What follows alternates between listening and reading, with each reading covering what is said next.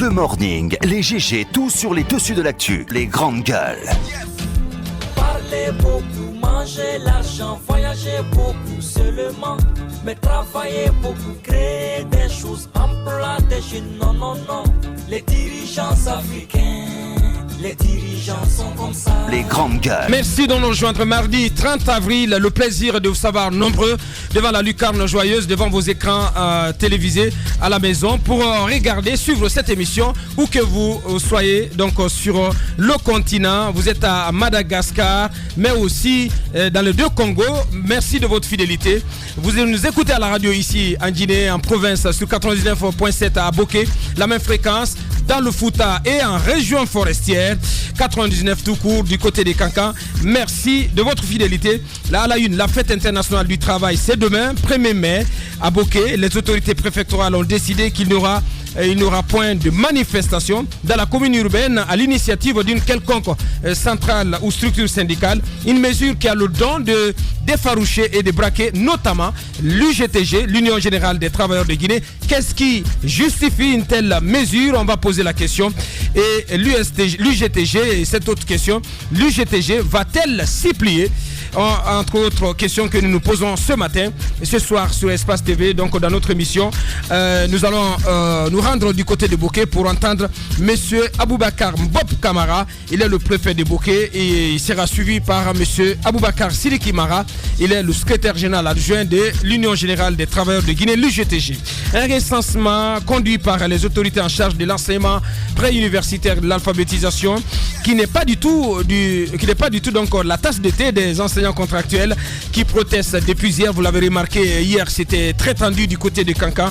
Ces enseignants contractuels qui protestent donc depuis hier contre l'approche et les chiffres issus du travail fait par le MENA. Quelle est la pomme de discorde et quelle a été la démarche du ministère de l'Éducation nationale et de l'alphabétisation? Elhadj Diané, il est le directeur des ressources humaines du MENA, et Madame Salmaba, elle est du bureau des enseignants contractuels de l'État. Tous les deux, ils vont s'exprimer chez nous ce matin. On s'intéressera aussi à cette bataille contre le troisième mandat dans le cadre donc des protestations contre le troisième mandat. Des avocats qui sont déterminés désormais à défendre tous les opposants qui feront l'objet d'arrestation. Sur la question, on entendra Maître Mohamed Traoré, il est avocat, ex-bâtonnier. Il va intervenir chez nous ce matin. D'autres sujets, un menu très copieux. D'autres sujets viendront compléter ce menu. Merci de rejoindre l'équipe. Moussa Moïse, bonjour. Bonjour. Nabilaï Moussa Silla. Bonjour Madame la préfète. Bonjour Titi. Robert Sarah Koulemo qui fait son retour. Bonjour. Bonjour à tous. Le plaisir de te revoir. Merci. Bonjour Antoine. Bonjour Abaka, bonjour à tous. Bien, pour commencer Antoine, forcément, ce mariage qui n'est pas passé inaperçu. Hein, lequel? Le mariage d'Endaf. Oui, celui de la médiature. Les grandes gueules. Ça relève du divers, Moussa, mais c'est pas du divers, c'est pas que du divers. Mais c'est leur argent. C'est leur argent. Arrêtez, où est le problème? Ce qui nous intéresse dans cela, c'est la fonction qu'occupe le marié. Oui, mais il faut l'auditer. Une institution de la République qui fait un mariage aussi pompé. Moussa, c'est intéressant qu'on s'interroge. Non, ça c'est très sérieux.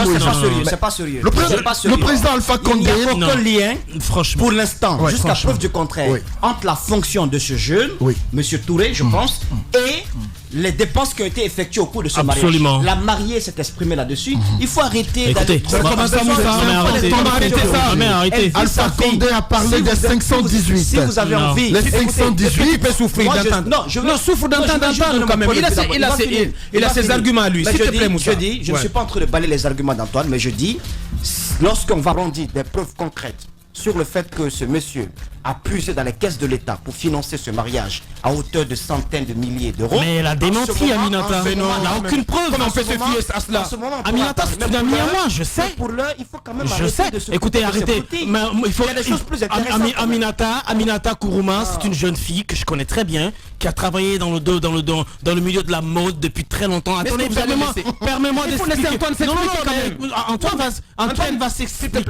Mais pour l'heure, Antoine va se parler. Et tu vas prendre la parole. Ce qui reste clair, on va ordonner. Ce qui reste clair, non, on ordonne le débat. Non, il faut que je dise, il faut que je place deux. Faut que je place 2. Mais Antoine n'a même pas parlé. Quand il parlera, on placera le 3e. Ce qu'il faut dire, c'est quoi? C'est que Aminata, c'est quand même une jeune fille que je connais très longtemps, qui a travaillé dans le domaine de la mode, alors qui est dans l'organisation des événementiels. C'est pas parce que son mariage a été bien organisé que les gens vont placer l'argument l'angle d'Antoine, c'est tout autre chose. Qui a la preuve qu'ils ont financé ce mariage à 250 000 $? Non, c'est pas vrai. Mais tu te gourres là. Je ne suis pas d'accord avec ça. Bien. Est-ce que tu peux permettre, Antoine? Parce que non. Nous, il faut savoir voir tout cela au-delà des Pyrénées. Donc, voir d'autres réalités au-delà des Pyrénées. Quelles sont ces réalités? Allez-y.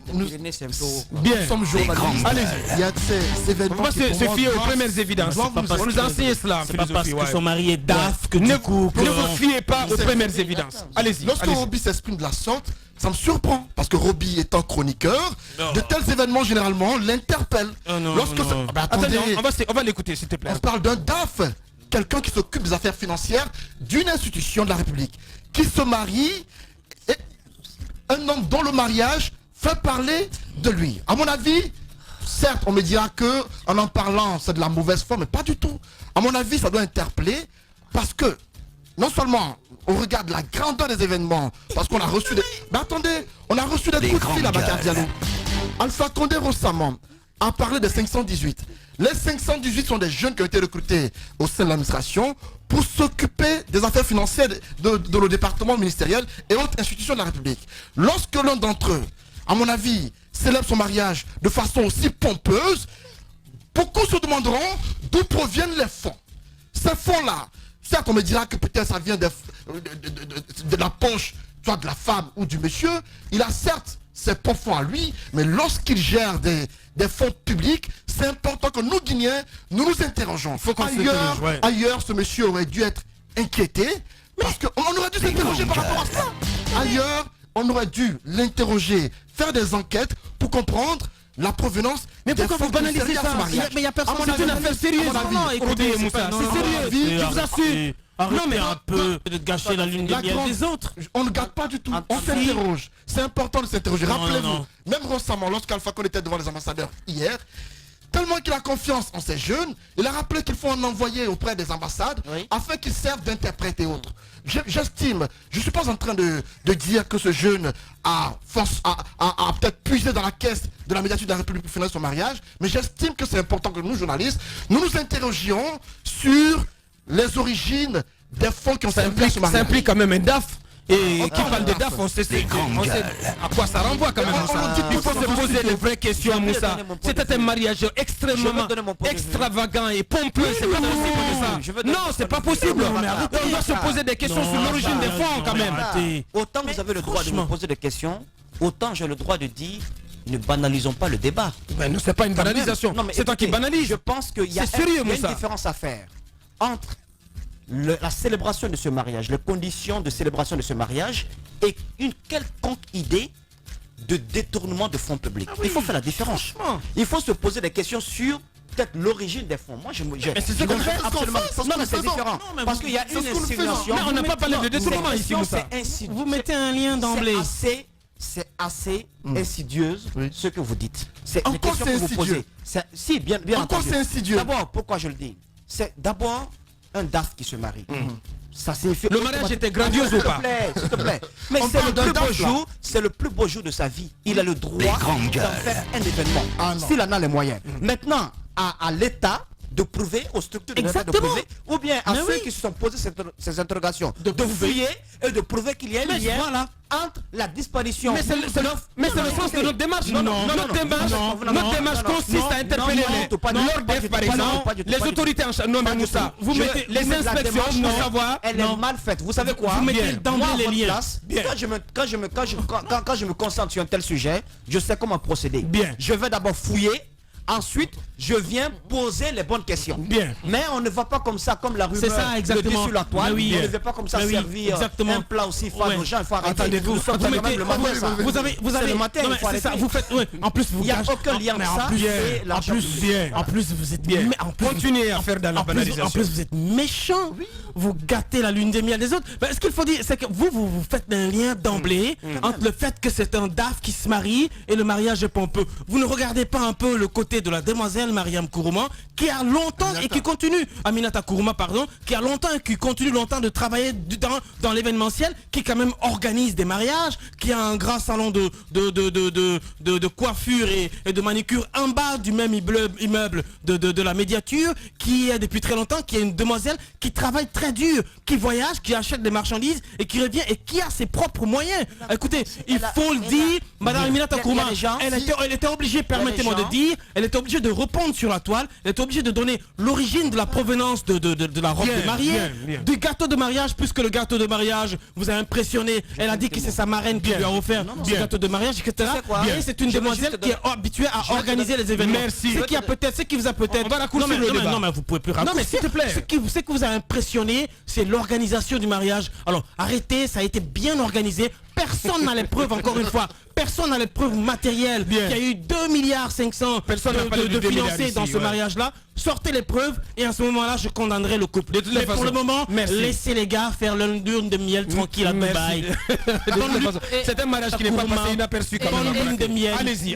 Alors effectivement, c'est là où il y a le hic, parce que c'est vrai qu'il est DAF, mais il faut déjà prouver que l'argent qui a été utilisé dans le mariage a été pris là-bas. Tant que c'est pas fait, nous n'avons pas le droit de nous prononcer, parce que chacun, lorsque vous avez l'argent, vous pouvez faire de votre vie ce que vous voulez. Donc il faut déjà des éléments. Bien, c'était quand même notre entrée en matière.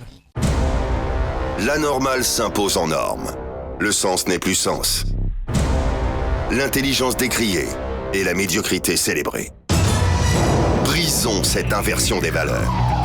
Bienvenue chez les grandes gueules de Radio Espace Guinée, en ondes depuis plus de 7 ans en Guinée.